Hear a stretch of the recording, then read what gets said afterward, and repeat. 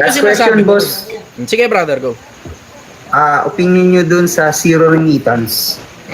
Hindi pa buo yung ano ko eh.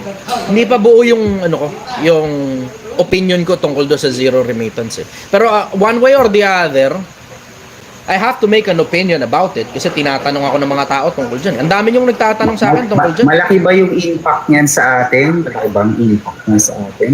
Pinaka maapektuhan yan, hindi yung ekonomiya. Kasi isang linggo lang naman yan, tas eventually, alam mo yun, ibibigay din nila yun eh. So magkakabugsuan ng Yes, sobrang boss. daming remittance din naman after 1 week. Ito ngayon ang problema, Yes. yung pamilya nila magugutom. Yung pamilya nga eh. Parang sa akin, ang tingin ko doon, boss, kung mahal nila yung pamilya nila, bakit nila, di ba? Bakit zero remittance? Ang concern naman nila is kaya sila nag-abroad para sa family. Bakit na magsi-zero remittance, di ba?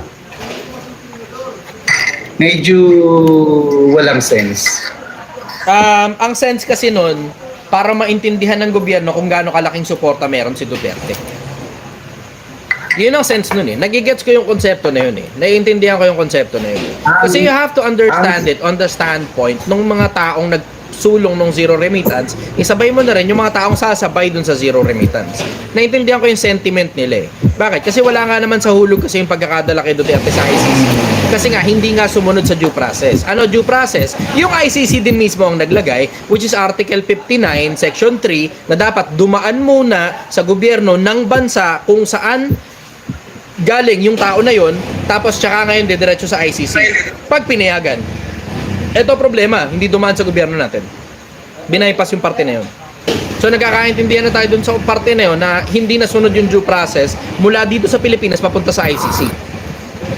Plus, alam mo yun, dating presidente ng Pilipinas yan eh. Malaki talaga suporta dyan. So naiintindihan ko yung konsepto nila na gusto nilang ibalik si Duterte sa Pilipinas at dapat dito litisin kasi wala na nga naman kasing jurisdiction ng ICC sa Pilipinas. Naiintindihan ko yung konsepto na yun eh. Naiintindihan ko yung konsepto na yun. So ngayon, ang pinaka bottom line, we will just have to let it roll. Yung zero remittance, wala, tiisin na lang ng pamilya. Ganun talaga eh. Tiisin na lang ng pamilya kung sino man yung sasabay doon. Kasi alam mo, ang bottom line naman, hindi ka naman kasi talaga dapat kasi umasa doon sa OFW para sa pang-araw-araw mo.